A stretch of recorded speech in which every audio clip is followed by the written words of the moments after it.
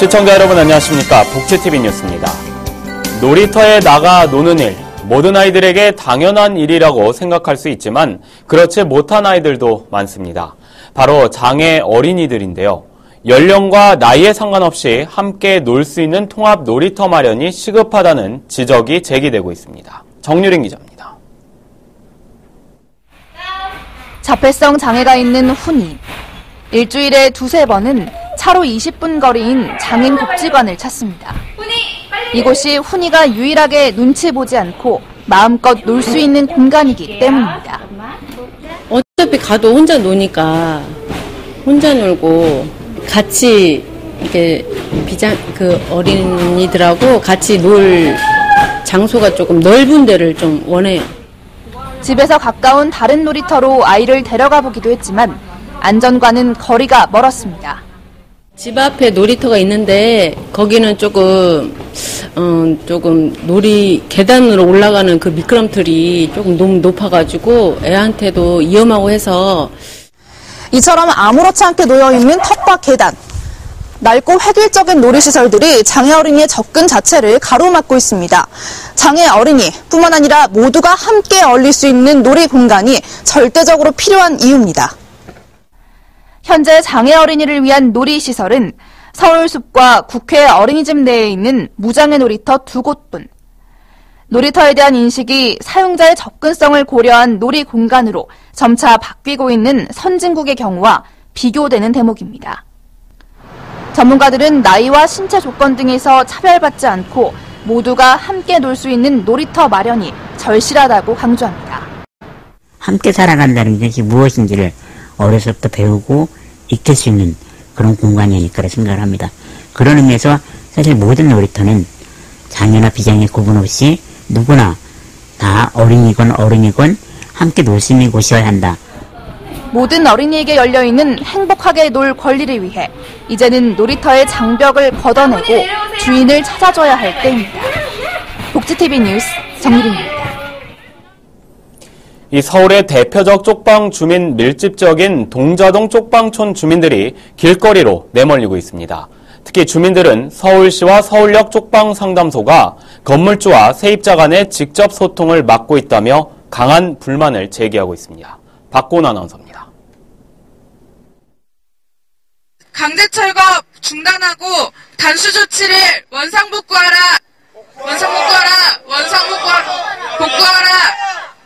동자동 쪽방촌 주민들이 서울시청 앞에서 쪽방 건물에 대한 강제 철거 중단과 서울시의 공공쪽방 대책 마련을 촉구하는 기자회견을 열었습니다.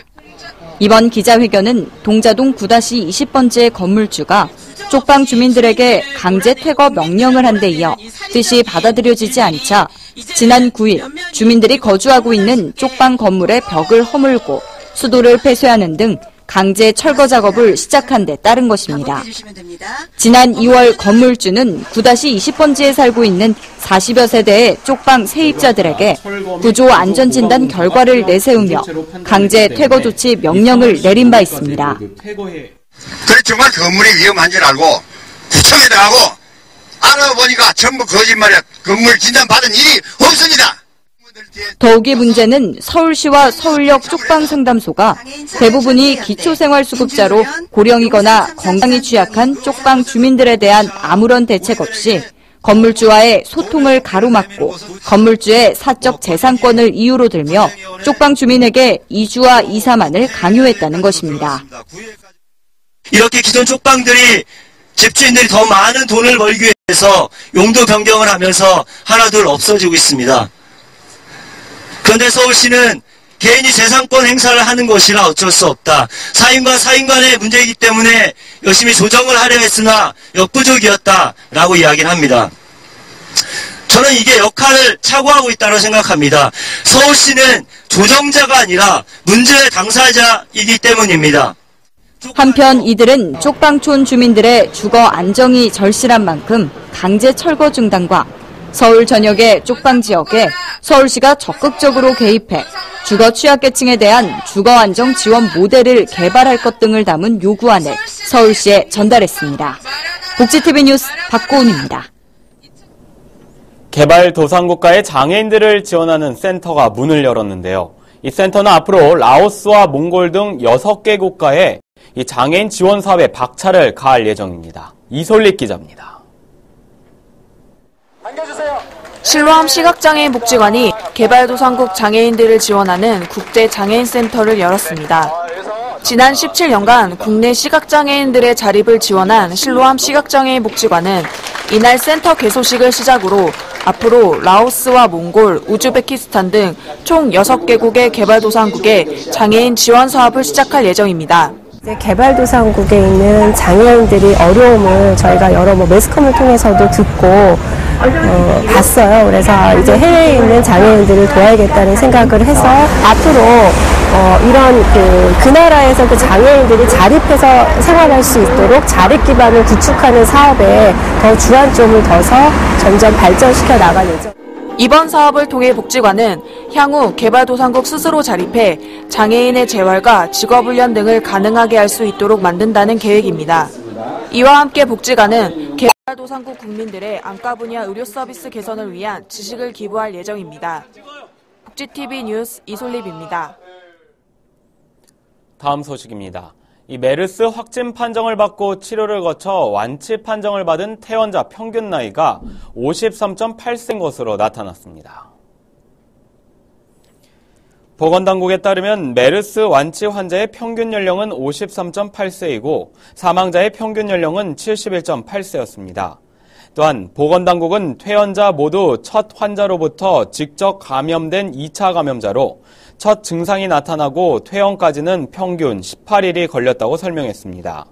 특히 완치 퇴원자와 사망자를 가른 가장 큰 요인은 감염 전 건강 상태인 것으로 드러났습니다. 정부가 전국 모든 병원에 입원 중인 폐렴 환자를 대상으로 이 메르스 의심 환자를 가려내기 위한 전수조사를 실시했습니다. 정부가 전국에 입원 중인 만 15세 이상 폐렴 환자를 대상으로 그동안 메르스 환자가 다수 발생한 삼성서울병원 등 의료기관에서 감염 가능 기간 노출된 적이 있는지를 확인하기 위한 조사를 펼쳤습니다. 정부는 조사 결과 메르스 바이러스 노출 가능성이 있으면 1인실로 옮긴 후 메르스 유전자 검사를 실시할 예정입니다. 한편 정부는 최대 고비인 이번 주에 모든 역량을 총동원해서 메르스를 반드시 꺾을 수 있을 것으로 내다보고 있습니다. 새정치민주연합 이현주 의원이 메르스 등 감염병 확산 등으로 어린이집이 휴업할 경우 학부모가 자녀를 돌볼 수 있도록 하는 유급 돌봄 휴가를 추진합니다. 이 의원은 이와 같은 내용의 유급 돌봄 휴가를 신설하는 남녀 고용평등법 개정안을 국회에 제출했습니다. 개정안에는 회사의 사용주가 해당 근로자에게 5일 범위 이내에서 유급 휴가를 주도록 하는 내용이 포함되어 있습니다.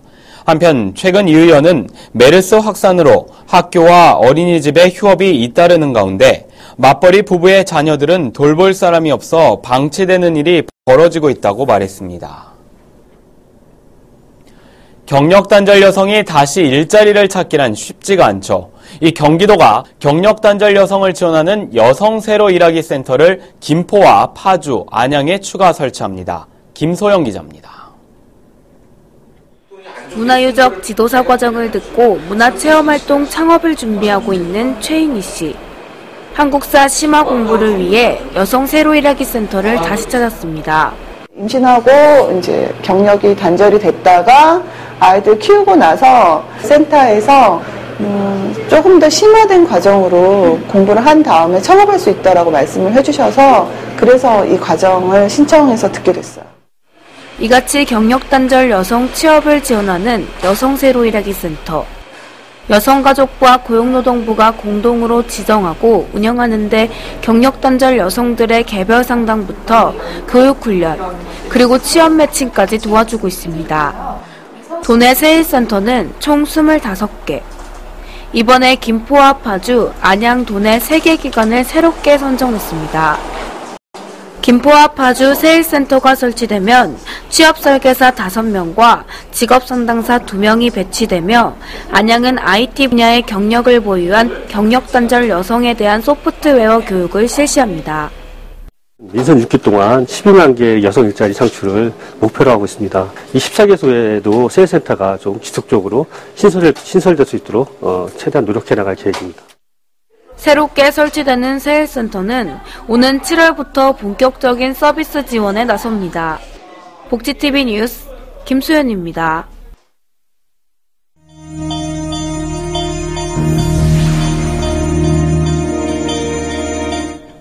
이어서 간추린 뉴스를 전해드립니다. 국민연금공단 장애인지원실이 전라북도 전주 신사호로 이전을 완료했습니다. 국민연금공단 이전은 공공기관 지방 이전에 따른 혁신도시 건설과 지원에 관한 특별법에 따라 진행된 것입니다. 서울시가 학자금 장학재단에서 대출을 받은 대학생에게 상반기 학자금 대출 이자를 지원한다고 밝혔습니다. 지원 대상자는 오는 15일부터 다음 달 14일까지 서울시 홈페이지에서 신청할 수 있습니다.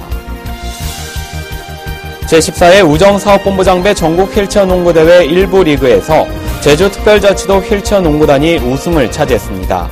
이번 대회에서 MVP는 제주의 김동현 선수가 선정됐습니다. 제주장애인연맹 장애인인권영화제 조직위원회가 제16회 장애인인권영화제 출품작을 다음 달 10일까지 공모합니다. 올해 영화제는 오는 9월 16일부터 19일까지 제주영상미디어센터에서 개최될 예정입니다. 경상남도가 사회복지 분야 이행실태 감사 결과와 관련해 보조금 집행법규를 위반한 사회복지시설을 추적 관리합니다. 또한 경상남도는 도내 전체 사회복지시설 회계차kim자, 관계 공무원을 대상으로 특별교육을 실시할 계획입니다. 포항시가 지역 내 기업인들과 함께 포항시의 기업 투자 유치를 위한 간담회를 개최했습니다. 간담회에서는 포항의 경제진단과 산업단지 강화 방안, 규제 개혁 등의 각종 제도 개선 방향의 논의가 진행됐습니다.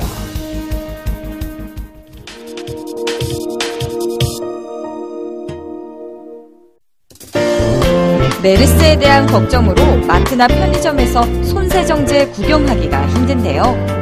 불안한 소비자들이 인터넷을 통해 정보를 공유하며 직접 세정제 만들기에 나섰습니다. 직접 만들어 쓰는 만큼 믿고 사용할 수는 있지만 주의할 점도 있는데요. 이번 시간 건강해지는 팀에서 알아봅니다.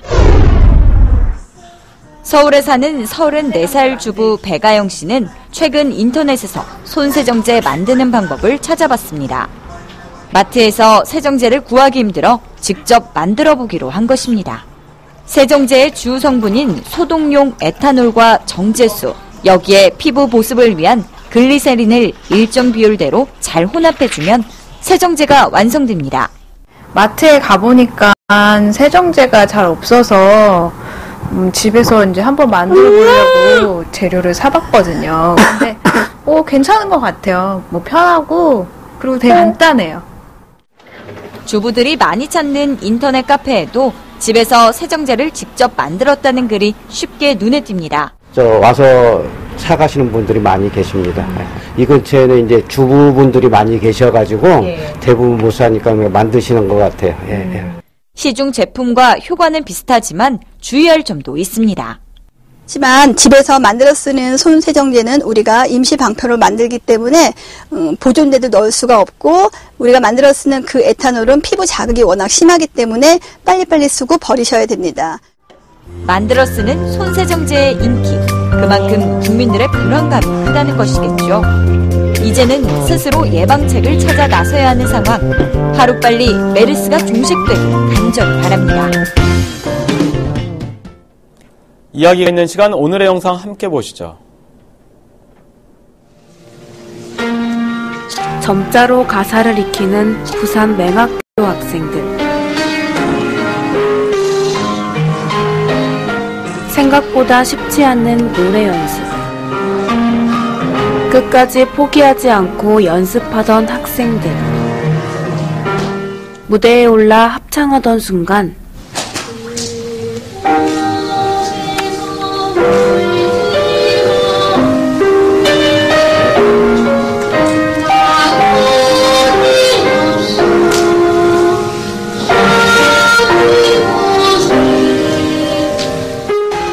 사람들은 평생 잊지 못할 감동을 받았습니다.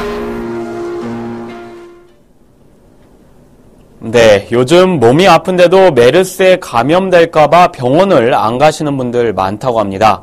이에 따라 정부가 감염 위험 없이 진료받는 국민안심병원 명단을 공개하고 운영에 들어간다고 밝혔습니다. 오늘도 개인위생수칙 철저히 준수하시기 바랍니다. 행복한 미래를 여는 방송 복지TV 뉴스는 마칩니다. 시청해주신 여러분 고맙습니다.